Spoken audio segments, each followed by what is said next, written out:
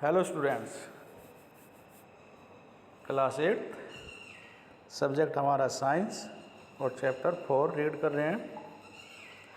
Materials, metal and non metal.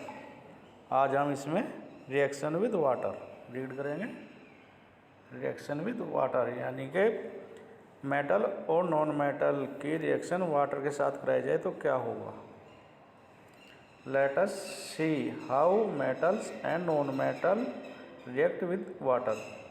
देखते हैं किस प्रकार मेटल और नॉन मेटल वाटर के साथ रिएक्शन करते हैं। Sodium metal is very reactive. Sodium metal जो होता है बहुत ही रिएक्टिव होता है, क्रियाशील होता है।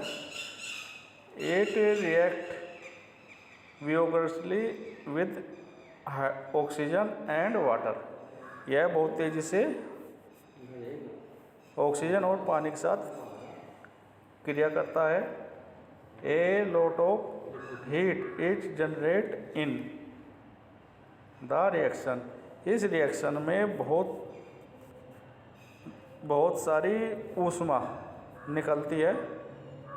Is a therefore store in kerosene. इस कारण सोडियम मेटल को केरोसिन ऑयल में स्टोर किया जाता है।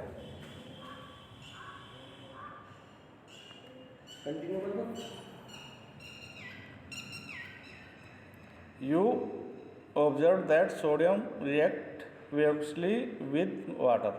आपने देखा है कि सोडियम बहुत तेज़ी के साथ पानी के साथ रिएक्शन करता है।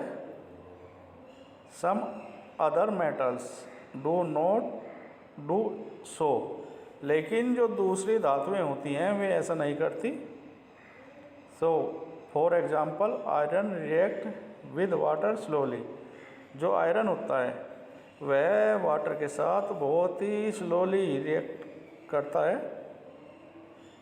Generally non metal do not react with water though they may be very reactive in air। सामान्य नॉन मेटल यानी कि अधातु पानी के साथ क्रिया नहीं करती, लेकिन एयर के साथ बहुत तेज़ी के साथ क्रिया करती हैं। Such non metal are store in water. इस प्रकार अधातु को पानी में स्टोर किया जाता है। यानी कि जो धातु नॉन मेटल होता है उन्हें पानी में स्टोर करते हैं, और जो सोडियम होता है उसे स्टोर करते हैं हम केरोसिन ऑयल में। फॉर एग्जांपल्स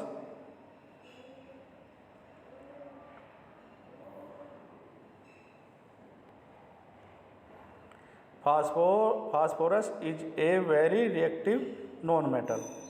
फास्फोरस जो होता है बहुत ही क्रियाशील धातु है। It catch fire is expose to air.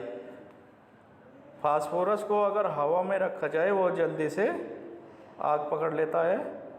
So prevent the contact the phosphorus with atmospheric oxygen.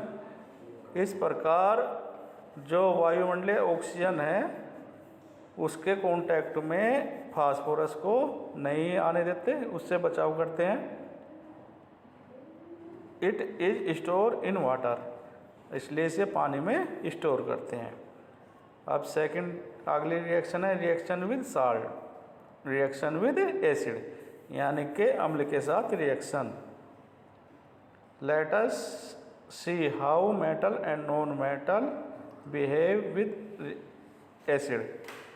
आइए देखते हैं कि धातु और अधातु अम्ल के साथ किस प्रकार का व्यवहार करती हैं।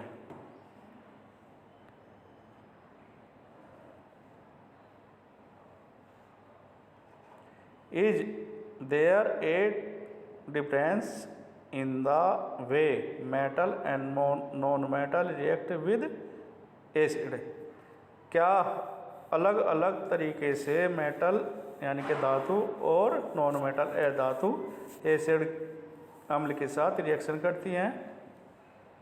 वाट would the pop sound in some case be due to when a burning match sticks is thrown near the mouth of the test tube? क्या जब माचिस की तीली को जलाया जाता है और उसको किसी टेस्ट ट्यूब के मुंह के पास रखा जाता है तो वह एक पॉप ध्वनि निकलती है? You must have found that non metal generally do not react with acid. हम जानते हैं कि नॉन मेटल सामान्य रूप से अम्ल के साथ रिएक्शन नहीं कर पाते, but metal react with acid, लेकिन मेटल एसिड के साथ रिएक्शन करती है। Produce hydrogen gas that burning with A pop sound, और एक पॉप की ध्वनि के साथ हाइड्रोजन गैस को निकालती है।